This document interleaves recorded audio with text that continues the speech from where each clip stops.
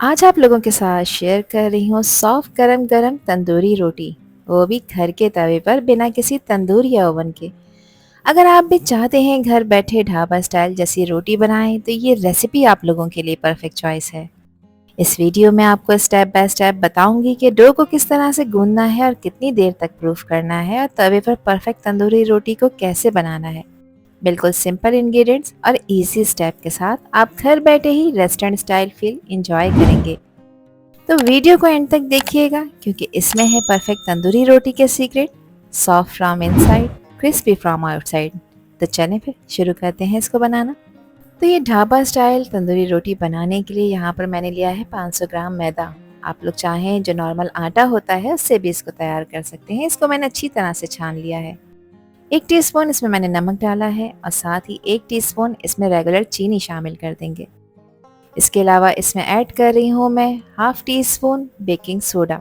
ये वो baking soda है जो पकोड़ों को फुलाने के लिए ऐड किया जाता है। और 1 टीस्पून मैं बेकिंग पाउडर ऐड कर रही हूँ।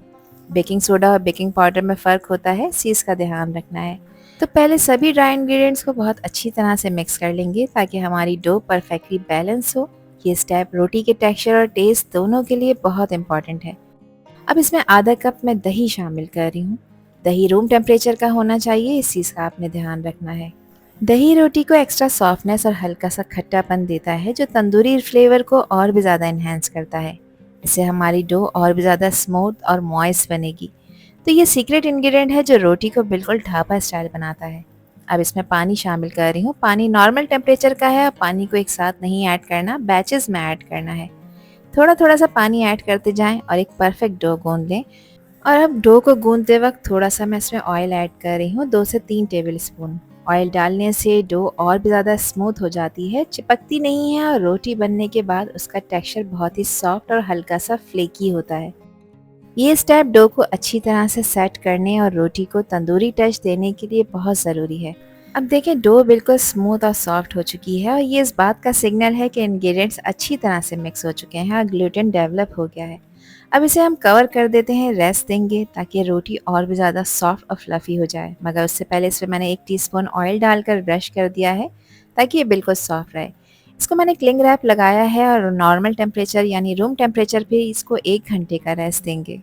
डो को रेस्ट दिए हुए 1 घंटा कंप्लीट हो गया है। अब मैं कुछ सेकंड्स के लिए इसको दोबारा गूंद लूँगी। ये स्टेप इसलिए ज़रूरी है ताकि डो और भी ज़्यादा स्मूथ हो जाए और इसके अंदर अगर एयर है तो वो भी प्रॉपरली रिलीज़ हो। इससे रोटी का टेक्सचर और भी ज़्यादा सॉफ्ट और इवनली कुक बनेगा। अब यहाँ पर मैं इसको पोर्शंस में डिवाइड कर रही हूँ, तो आपने उतना ही बड़ा पोर्शन लेना है जितनी बड़ी रोटी का साइज़ आप बनाना चाहते हैं। तो मैंने यहाँ पर मीडियम साइज़ के पेड़े बनाए हैं। ये आप पे डिपेंड करता है आप कितना बड़ा साइज़ रखना चाहते हैं। 500 ग्राम मैदे में मैंने 8 पेड़े बनाकर तैयार करे हैं। अब एक फ्लैट सरफेस लेंगे और इसके ऊपर थोड़ा सा मैदा डस्ट करेंगे क्योंकि अब रोटी को बेलना है। पहले हाथ से इसको फ्लैट कर लेंगे और फिर रोलिंग पिन की हेल्प से इसको बेल लेंगे। अच्छा, इसको बहुत ज़्यादा पतला नहीं बेलना आपने। इसका साइज़ मैंने इतना बड़ा रखा है जैसे पूरी का साइज़ होता है। और अब इसमें कलर खूबसूरती और गार्निशिंग के लिए मैं डाल रही हूँ हरा धनिया। और हरा धनिया स्प्रिंकल करने के बाद इसको एक दफ़ा और बेल लेंगे ताकि हरा धनिया इस पर अच्छी तरह से चिपक जाए।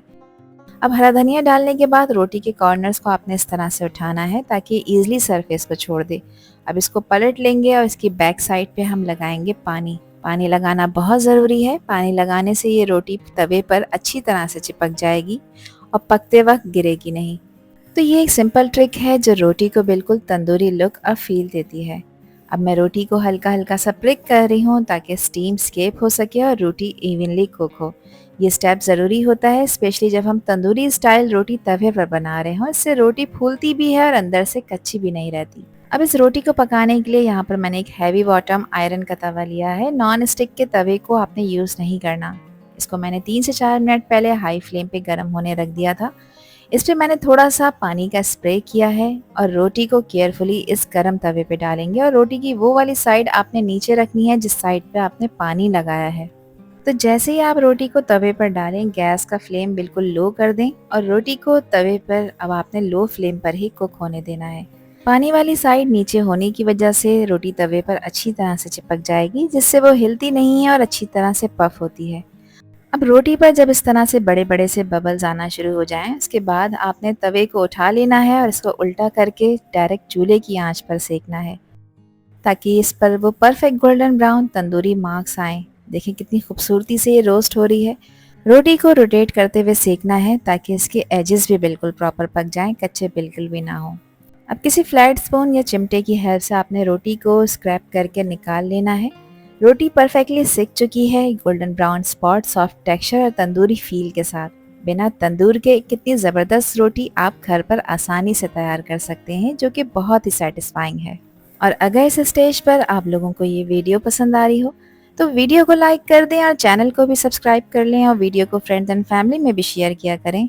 आप सभी लोगों का दिल की गहराइयों से बेहद शुक्रिया।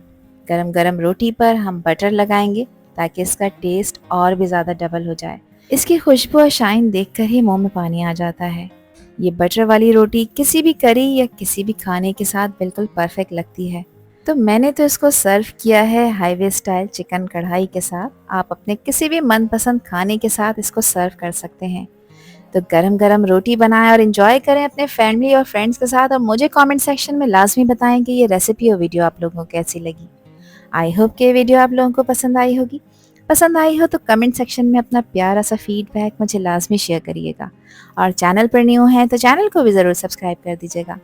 आपसे फिर मिलूंगी इंशाल्लाह एक न्यू वीडियो में एक न्यू रेसिपी के साथ। जब तक हादिया को दीजिए इजाज़त। अल्लाह हाफिज़, अल्लाह निगहबान।